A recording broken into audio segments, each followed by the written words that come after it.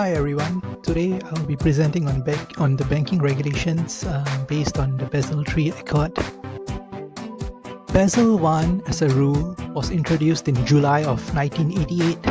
It was revolutionary as it provided a platform for banks to address risk management from its perspective of capital adequacy. Basel I, in comparison to Basel II entry, is not as risk sensitive. Basel I is deemed to be backward-looking as its main scope of coverage is looking to assets that exist rather than just looking into a bank's future composition.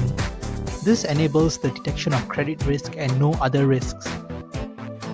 Basel I also causes various classes of assets to have risk weights that are fixed and predetermined. Certain examples mentioned are cash with a risk weight of 0%, uninsured residential mortgage loans with a risk weight of 50%, and corporate loans with a risk weight of 100%. Basel II, as a rule, was introduced sometime in December of 2007. As compared to Basel I, Basel II is rather forward-looking in a sense that capital calculations is handled with a risk-sensitive approach. A three-pillar approach pertaining to risk management was introduced. There are namely three pillars in this Basel II Accord. Pillar 1, basically it enforces a bare minimum for capital requirements regarding operational, credit and market risks.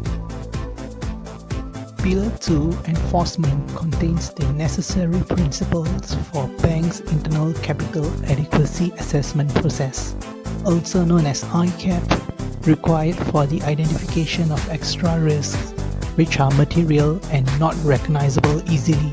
3 is comprised of reporting requirements being enhanced for the sake of market disclosures.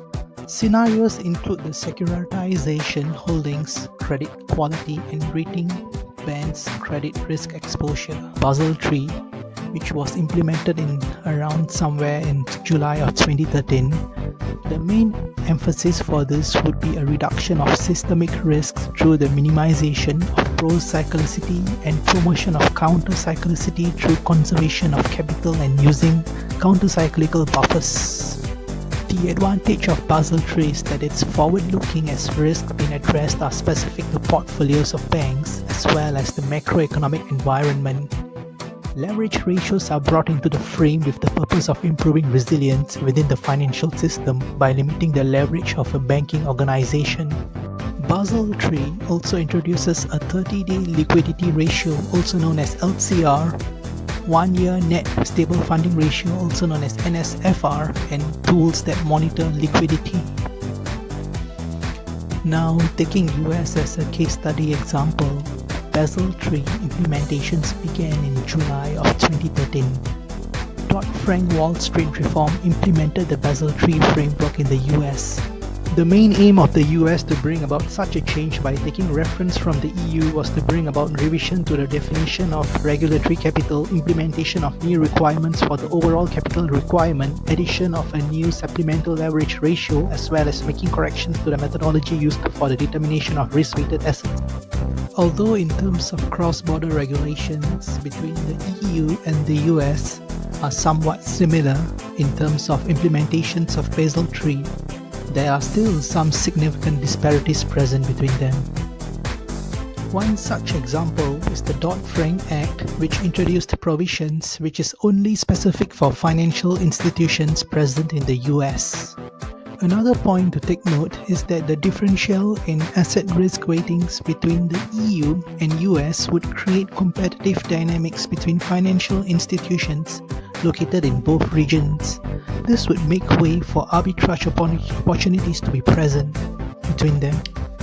As most of the global banks have their headquarters based in the US, it is important to take note of any liquidity risk arising, which could make way for another financial crisis to occur.